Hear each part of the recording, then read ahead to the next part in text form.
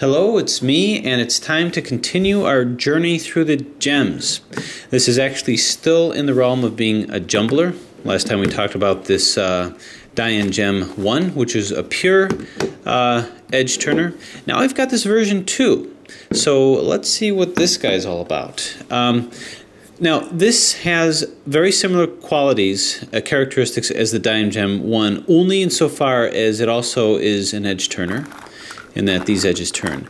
Now, I've heard these referred to before as corners. I don't believe these are corners. I believe these are edges, and I'll tell you why. First, let's talk a little bit about this concept that we were alluding to with the other jumblers of orbits. You know, we talked about how something only goes within the same orbit, kind of like an electron. An electron cannot stray from that unless energy is imparted into it, unless it undergoes a process of quantum tunneling. What quantum tunneling is where an electron shifts out of an orbit where it's supposed to be at. And the equivalent to what this quantum tunneling is in the case of puzzles is jumbling. Jumbling is the equivalent to that, where you can actually remove something from an orbit and put it somewhere else. In the universe of this puzzle, you actually don't need to jumble something to get something out of its orbit. You can actually use another type of a motion aside from edge shifting. You also have face shifting. You got faces that turn as well. So in terms of defining what these parts are, as you're juxtaposing faces, face turning with corner turning, it actually introduces the concept of what jumbling does and doesn't do in this case. And I've got good news. The solve of this is maybe a little more complicated than this, but not by much. But the good news is we don't have to worry about the jumbling. The jumbling is only there insofar as it causes challenging shape-shifting issues.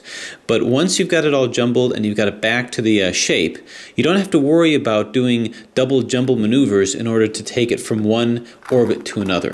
For instance, you can see that this is in the same orbit as here, so this will turn over here. But if I wanted to, say, switch the orbits and put it elsewhere, you can see the turning sometimes leaves something to be desired, and you wanted to put it to another orbit, I actually don't really have to necessarily do a jumble maneuver. I can just turn the face and do it that way, which actually makes the solve much more straightforward. In terms of the motion of this guy, there are some limits and restrictions to it. The faces turn pretty well. When the faces turn, it's almost like its own separate kind of a puzzle, because the only thing you're going to be scrambling are these guys here. And I'm going to call these edges. So we're going to call this part here, this is obviously a center. These over here, I'm also just going to call extensions of the center because they behave pretty similarly. So this is all collectively a center. This is a version of the core that kind of comes out and peeks out at you. These guys, so too, are pretty restricted in where they can go. You can't jumble them out, can't really scramble them too much out of the way, just a little bit. These guys I'm going to say are edges, and I say that because I'm going to define this is a face and this is a face. Anything that turns is going to be a face, or anything that turns as a face is a face. And an edge, by definition, is something that articulates two faces, which is exactly what this does. Now this also has defined here these false sides, which is kind of like what we saw here as well. So these are going to be edges, and I call them that too because in the solve they perform exactly like edges. As a matter of fact, it's just like a Rubik's Cube solve, which means that I'm going to call these guys, well, I guess corners, and they're solved almost pyramid style. Looking at some of the motion here, you can see that the faces turn pretty much like Rubik's Cube. As a matter of fact, I can define this as front, this as right, this as left, this as top, bottom, and back. So really I can solve these just like I would a Rubik's Cube, just with edges. Over here, these basically turn by 180-degree turns. Now you can say, well, no, it can stop here, but if you stop it here, it renders the face unable to turn all the way. It's kind of like an internal jumble. So if you want to turn the face, you have to make a 180-degree turn with these sides over here. Now the jumbling in this case is fairly subtle, and again I'm happy to report it doesn't really significantly impact the scrambling too much. But so too, here's an edge over here, and I can jumble different pieces across the edge, but it's really more of a subtle thing that causes the jumbling. So this is turned over here, and once I do that, I find myself in a situation where certain edges can't turn. So by definition, that's jumbling, but this can move all around. You can exchange pieces, so that's where that is. All right, now I'm just going to kind of demonstrate the scrambling because I take the scrambling in 3 parts. The first part is I'm just going to do a scrambling of the faces, just kind of turn the faces around here. You know, before I do that, I do want to now, what I try to do with these guys is I don't like to do too much in the way of algorithms because I think that you can really talk about how to solve this just more by demonstration. You know, a lot of the puzzles are simple enough to where you can kind of wrap your head around what's going on.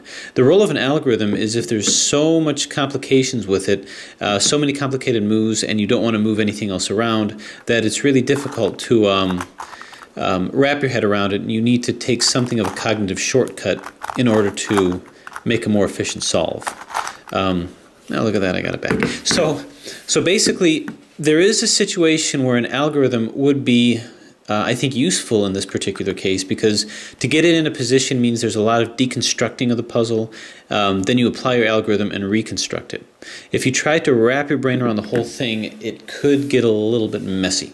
So the only type of algorithm that we're going to look at, the only type of pattern, is a 3-cycle exchange between, let's take one edge here and another edge that's adjacent to it. Take a look at the corner in between and draw a straight line between this one, and this one. Just these 3.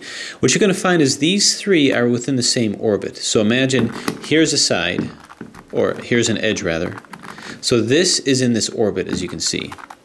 Because this is, when I turn it, is going to be right here now. So really, what it comes down to is this is in this orbit and it's in this orbit over here. So by doing an exchange, I can exchange these without affecting anything else. And what that's going to be is I'm going to pick, I've got the middle here, I'm going to pick one side here and move it twice. Now 1, 2, doesn't really matter. Then move it twice here. 2, move it twice here again.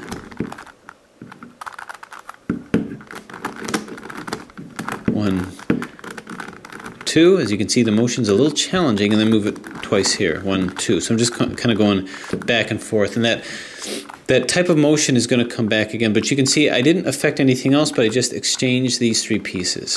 Now it's pretty easy to visualize what happened with that, but that might get us out of a bind if we have a lot of complexity and we have to do a lot of kind of motions to get that set up. But you can see this moved here, and this moved back here. And I can do it again, but we'll just kind of start to scramble it. But generally what I'll do is I'll start scrambling the sides here, or the faces rather, and I can do it just like pretty much a 3x3. That's kind of what I'm dealing with. It's a edge-only cornerless 3x3. Then what you can start doing is start scrambling these guys. And I always start off with like a non-jumbled scramble first. But actually in this case, it doesn't even matter if you jumble scramble it or not, because you don't have to jumble it to get it back. So you have that added dimension where you can do your quantum tunneling without jumbling. You can just go into the extra dimension of the face, and the face kind of gets you out of that face turning. So move this around. Now a typical jumble maneuver, which in the solve that I'm going to show you, you never have to use, is you can pick an edge over here and then pick the 2 edges that surround it, and then you can kind of move one part of the edge into here incorrectly so that it's jumbled in there. So turn here, and then we can maybe move this guy in here. And just to prove a point, what I am going to do is I'm going to go ahead and do jumbled scrambles as well here. It takes a little bit of setup here, as like I say, the movement ain't so great.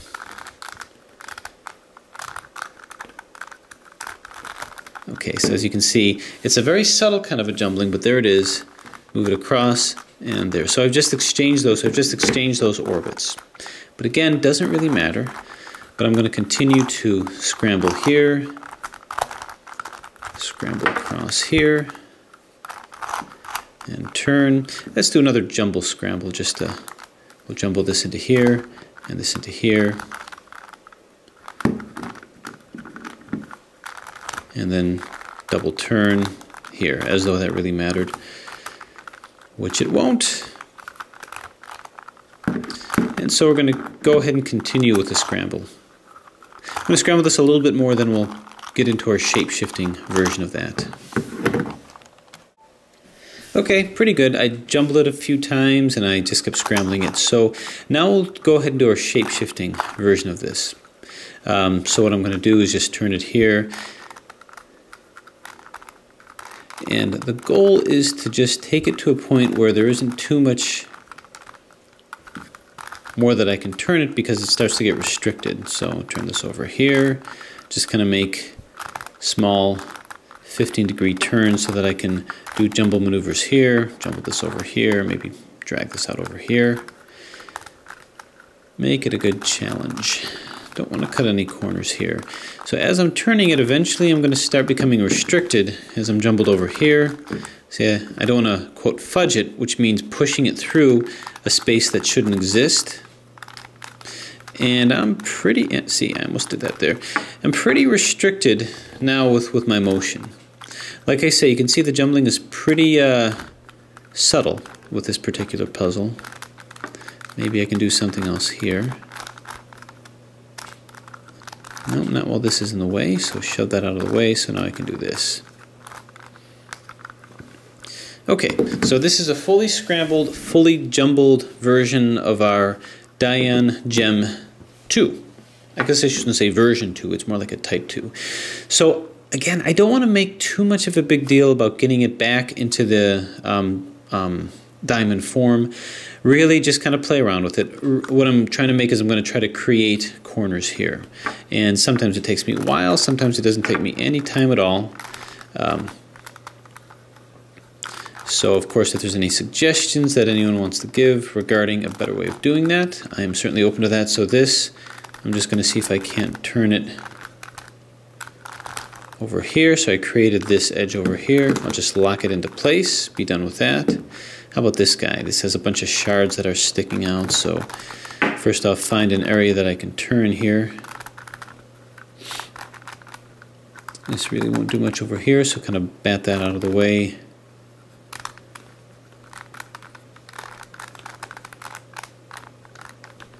Maybe put that over here, perhaps put that over here, creating that edge here. Maybe this can fit into here. Not so much, but this can. So here's a pattern that you might kind of find yourself running into, like this. So we can put this here.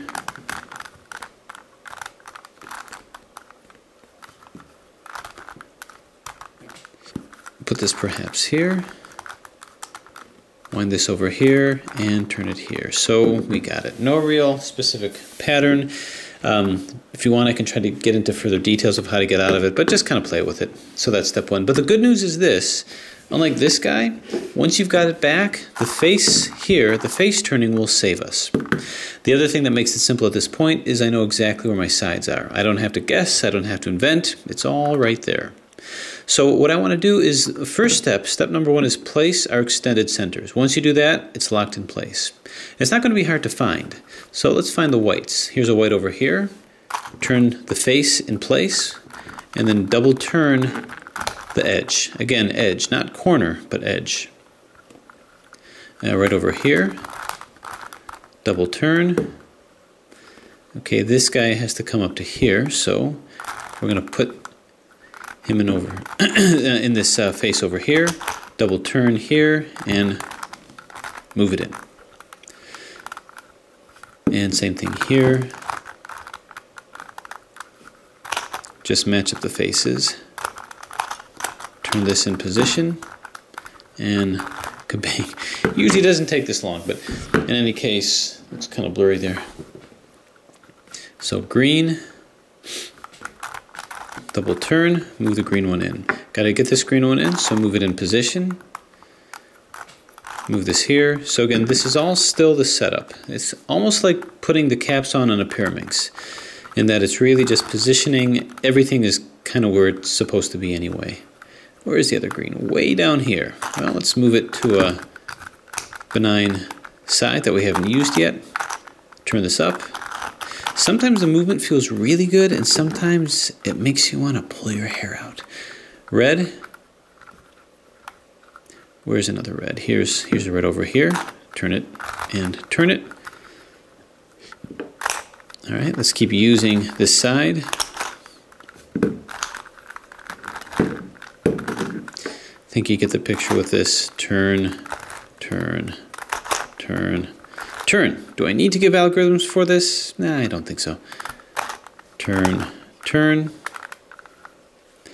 Try to do this as algorithm free as possible. The thing about relying on algorithms is most of the studies that show the cognitive benefits of puzzle solving comes from how to adapt to situations rather than memorizing. It shows a sharp mind to memorize, but to problem solve. That's where the ticket is. So we try to just kind of follow along as much as possible. Okay, after much rigmarole, we finally did it. We have our crosses on each one. All right, so the next step, now that we have that, we're going to focus on a side. And I generally start off with the green side. Now, some of it might be completely jumbled out of its orbit, but that's okay. We don't have to rely on jumbling anymore. Quantum tunneling we don't have to do with the extra dimension of face turning. So what I'm going to do first, actually, is I'm going to place the edges here.